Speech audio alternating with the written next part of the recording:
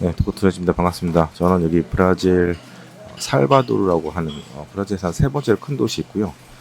이 조식 시간인데 원래 여기 조식 장소가 아닌데 조식 장소 사람들이 엄청나게 많아가지고 지금 밀려가지고 여기까지 온 거예요. 제 카메라 켜니까 갑자기 사람들이 많아져가지고 지금 그릇을 막 움직이는 소리라든가 포커스 소리, 에어컨 들어간 소리까지 진짜. 하여튼 오늘은 좀 빨리 좀 처리하도록 하겠습니다. 마이크를 조금 가까이 대서 이야기를 해야 될 것 같아요. 여기 살바도르는 그 브라질에서 첫 번째 수도였어요. 1500년대 첫 번째 수도였고, 두 번째가 이제 상파울로 갔다가 이제 1960년대 70년대 이제 브라질리아가 세 번째 수도가 돼서 역사적인 한국 도시입니다. 굉장히 오래된 도시고, 일단 FMC가 이야기가 나왔잖아요. 뭐 사실은 뭐 늘 뭐 비슷비슷한 얘기를 하고 특별하게 뭐 주목할 만한 이야기를 하는 경우가 잘 없었어요. 그래서 뭐 1년에 한두 번 정도, 그렇다 보니까 지금 상황이 뭐 스탠스를 바꿀 만한 그런 상황도 아니고 해서 늘 똑같은 얘기를 합니다. 그래서 저도 뭐 그런 걸 막 중계를 하고 막 생중계를 하고 사람들이 막 보고 막 그러는데 그럴 필요가 있나 라는 생각도 들고, 그러니까 약간 이 투자라는 걸 너무 게임화해서 엔터테인먼트화해서 하는 그런 언론들의 장난이 나는 생각이 들어서 그런 거 너무 연연하지 않았으면 좋겠다, 그런 생각이 듭니다. 기본적으로 연준의 스탠스는요, 인플레이션을 꽉 잡고 싶다는 게 아니고 금리를 내리고 싶다요. 제가 예전 영상에서 말씀 많이 드렸지만 지금 경기가 둔화되고 있다는 걸 알고 있기 때문에 그 하층 쪽부터 무너지고 있다는 걸 알고 있기 때문에 부담이 된다고 하더라도 기본적으로 금리를 인하하고 싶다는 게 파월의 스탠스입니다. 그래서 막 서민들하고 인터뷰도 많이 했었고, 근데 그런지 못하고 있죠. 왜냐면 GDP도 그동안 강하게 나왔었고 작년 말까지, 그리고 인플레이션도 엄청스럽게 이렇게 만족스럽게 내려온 것도 아니었고, 실업률도 이 상태에서 버티고 있었고, 그렇기 때문에 금리 인하를 할 수 있는 여건도 없었는데 지금 조금씩 여건이 보인단 말이에요. 지금 금리나 유럽 했잖아요. 제가 보기에 몇 달 안에 미국도 금리를 할 수 있을 것 같아요. 금리 인하를 하게 되면 당연히 채권 금리도 떨어지겠죠. 그리고 채권 가격이 강세가 되는 거죠. 그래서 제가 라이브 때 얘기를 했는데, 버핏이 이제 추부 생명보험, 첩 생명보험이라고 해서 이제 이번에 엄청난 분량으로 이제 매수를 했잖아요. 계속해서 현금을 늘리는 상황에서도 보험주를 샀는데 그게 비중으로 볼 때는 9번째, 상당히 큰 비중을 샀기 때문에 유의미하다 보면 되는데, 저는 이제 버핏이 이제 추구 생명보험을 처음 샀을 때 어떤 생각이었냐면은 작년에 보험료 엄청나게 많이 오른다 막 그런 얘기 있었잖아요. 근데 그거를 이제 보험업계에서 보험업을 한 50년 이상 이제 운영하고 있는 입장에서 볼 때는 그러면 보험주 사면 되겠나라는 당연한 생각들을 하게 될 텐데, 우리들은 이제 그런 얘기 들으면 보험료가 많이 오르면 막 그냥 보험사들 배부르려고 막 그런다, 막 이런 식으로 막 얘기하잖아요. 이제 그렇게 해서 끝나버린 게 우리 생각인데, 이분은 보험주에 산 겁니다. 그래서 저는 이제 그렇게 얘기를 들었는데, 근데 실상 생각해 보면 보험주에 산다는 거는 어떻게 보면 장기국채 베팅을 한 거거든요. 왜냐면 우리가 보험을 가입을 하고 보험료를 납입하잖아요. 그 돈을 가지고 보험사들은 장기국채를 삽니다. 뭐 장기국채를 살 수도 있고 단기도 살 수 있고 뭐 다른 것들을 살 수도 있긴 하겠지만, 대체로 보면은 뭐 부동산도 할 수 있죠. 근데 대체로 보면은 이제 장기 국채 같은 것들로 매칭을 많이 하거든요. 근데 보험 상품이라는 게 대부분 보면 단기물도 있긴 하지만 3년물, 5년물, 10년물, 종신물 이런 거 있잖아요. 그렇다 보니까 그에 맞게 이제 매칭을 한다고 합니다. 매칭을 하기도 하고, 또 일반적으로 보는 장기물 채권 같은 경우 금리가 높잖아요. 이자가 높잖아요. 그렇다 보니까 조금 더 장기물들을 살려고 하는 그런 특성이 좀 있어요. 근데 여러분들이 국채를 살 때, 특히 장기물을 살 때 어떤 생각을 해야 되냐면, 금리가 앞으로 내릴 것이다라는 것에 대한 베팅이잖아요. 그렇죠? 그렇기 때문에 그 어떻게 보면 가장 큰 그 국채 시장, 장기물 시장의 큰 손은 은행도 있긴 하겠지만, 그 다음은 뭐 연기금도 있겠죠. 근데 보험사라고 이제 보시면 될 것 같아요. 그렇기 때문에 엄청난 분량의 국채를 장기물 같은 것들을 막 쌓아놓고 있는 게 바로 보험사라고 보시면 될 것 같고. 근데 여러분 생각해 보세요. 여러분들이 채권에 베팅을 할 때 이런 생각할 거예요. 경기가 둔화가 되거나 채권 금리가 하락을 해서 국제 가격이 상승하는 것, 이런 걸 기본적으로 베팅하잖아요. 근데 버핏도 지금 그 생각을 하는 거예요. 앞으로 금리가 내릴 일만 남았다, 오를 일은 별로 없을 것 같다. 뭐 지금 3%대의 물가지만 이 정도는 어느 정도 감안할 수 있을 것 같고, 미국 그 경제 체력을 볼 때, 기초 체력을 볼 때, 그리고 앞으로 금리는 오를 가능성보다 내릴 가능성이 더 높다. 오를 만한 이유가 하나도 없어요. 내려가는데 속도는 조금 조절될 수 있긴 하겠죠. 내려가면서 쭉 내려간 게 아니고 삐뚤빼뚤하면서 지표라는 게 움직이는 거니까. 근데 요즘에 뭐 언론인들이 하는 얘기들은 정말 너무 일회일비하는 그런 것들 많이 나오잖아요. 근데 그렇게 생각하지 마시고 머핀이 조금 더 큰 그림으로 보는 거라고 생각이 들어요. 그래서 같은 매크로를 보더라도 구루들이 보는 거랑 우리들이 보는 거는 너무 차이가 크구나, 그런 생각이 많이 들었습니다. 그래서 버피 같은 경우는 초장기간에 그 투자를 하는 사람이잖아요. 여러분들은 이제 적어도 뭔가 베팅하면 베팅하자마자 바로 빠지지 않고 바로 올라가는 걸로 이제 선호하시는 분들이 많을 거고, 적어도 서너 달 안에 가시적인 성과가 있어서 빨리 팔고 다른 거로 갈아타고 싶으니까 빨리 이익을 확정시켜 놓고 다른 걸로 갈아타고 싶은 그런 생각들을 많이 하시는데, 버핏은 그런 거 몇 달, 몇 년 가지고는 큰 의미를 두지 않고 좀 더 길게 가는 그런 스타일이잖아요. 버핏이 이제 석유 관련된 종목들, 일본 상사 같은 관련된 종목도 좀 샀었잖아요. 작년, 재작년에. 그러고 나서부터 그쪽 주식들이 확 올라가니까 사람들이 역시 타이밍의 귀재라고 하는데, 제가 볼 때 버핏은 타이밍의 귀재라기보다는 사놓고 오를 때까지 기다리는 그 기다림의 귀재라는 생각이 들어요. 우리 현금 가지고 지금 꽤 오랫동안 기다리시잖아요. 저도 이제 한 8월 되면 이제 1주년이 되는데, 기다릴 줄 아는 사람들이 시장에서 돈 버는 거예요. 그래서 버핏이 그런 얘기 했잖아요. 주식시장은 기다리지 못하는 사람의 돈을 기다리는 사람들한테 넘기는 시장이다. 그런 얘기를 했으니까 이게 정말 정당한 거죠.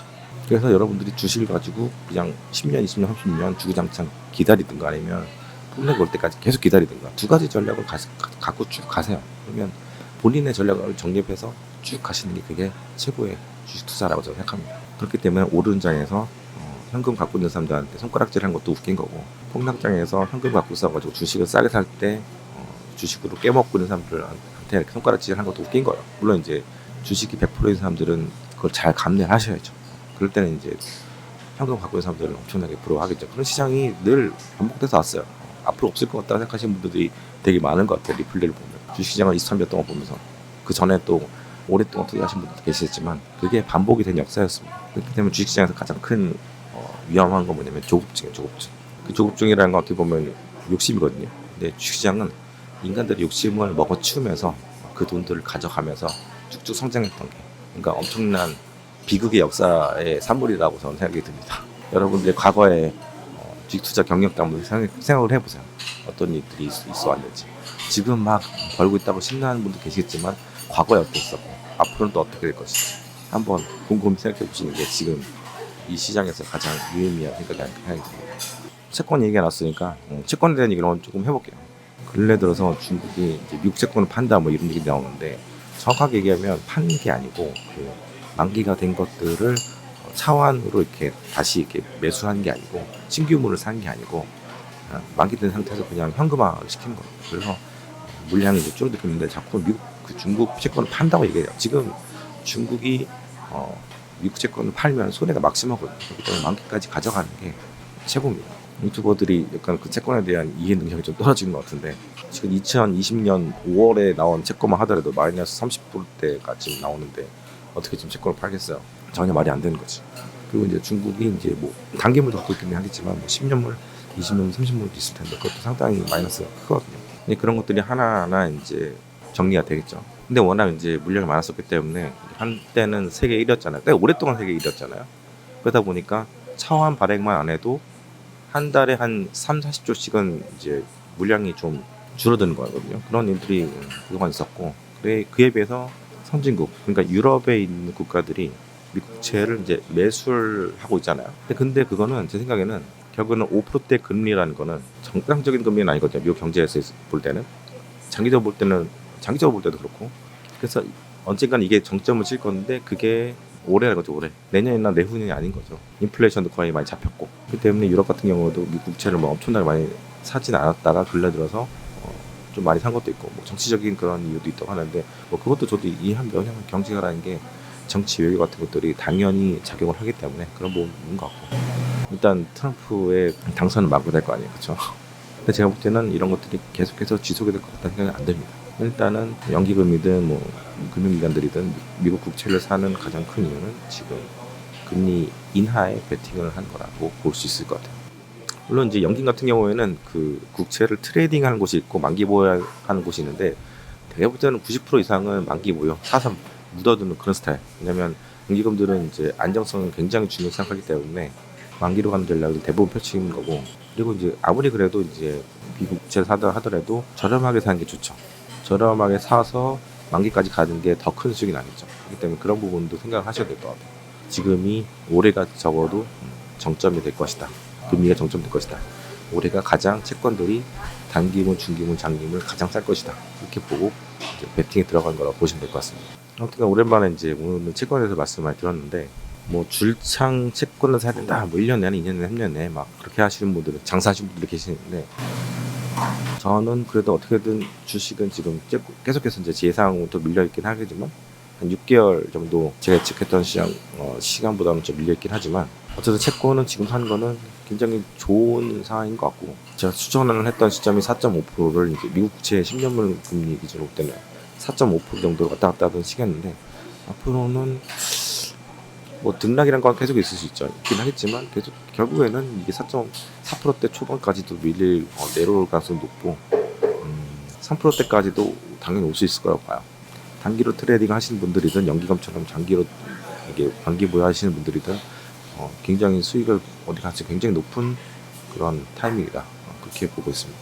만약에 제가 다른 사람들처럼 작년 여름에 그 채권을 투자하라고 얘기를 했거나 하반기라든가 하반기 때 사라고 했다면 굉장히 지금 많이들 괴로우실 거예요. 마이너스가 이제 크신 분들이 많으셔가지고 지금 당장 뭐 채권 가격이라는 게 확 떨어지고 뭐 움직이고 막 그런다는 게 아니라 그래도 작년에 샀던 분들에 비해서는 지금 사는 분들이 오히려 좀 불확실성이 많이 해소된 상태, 좀 더 솔리드하게 수익을 낼 수 있는 가능성이 높은 그런 상황이고 변동성도 많이 줄어들어서 마이너스가 될 가능성들은 예전에 비해서 작년에 비해서는 많이 적어질 것이다. 이렇게 이 얘기를 좀 드린 겁니다. 제 영상 리플에도 가끔씩 이제 그런 얘기들 하세요. 지금 죽겠다고 하시는 분들이 계시는데 투자는 참 스트레스와의 싸움이라는 생각이 듭니다. 스트레스 없이 편하게 가시는 게 최고. 그리고 이제 장기금리에 대해서 어떤 월가 교수님이 결국 10년물 금리 같은 경우에는 4.75% 정도가 일반적인 금리가 될 것이다 라고 이렇게 얘기하시는 분들이 계시거든요. 근데 그건 너무 먼 얘기를 이제 하시는 것 같고 이제 당장 돈을 벌어야 되는, 당장 투자를 해야 되는 우리 입장에서 볼 때는 기준금리는 결국에는 하방이 될 것이다, 하락으로 갈 것이다 라고 이제 생각을 하셔야 되거든요.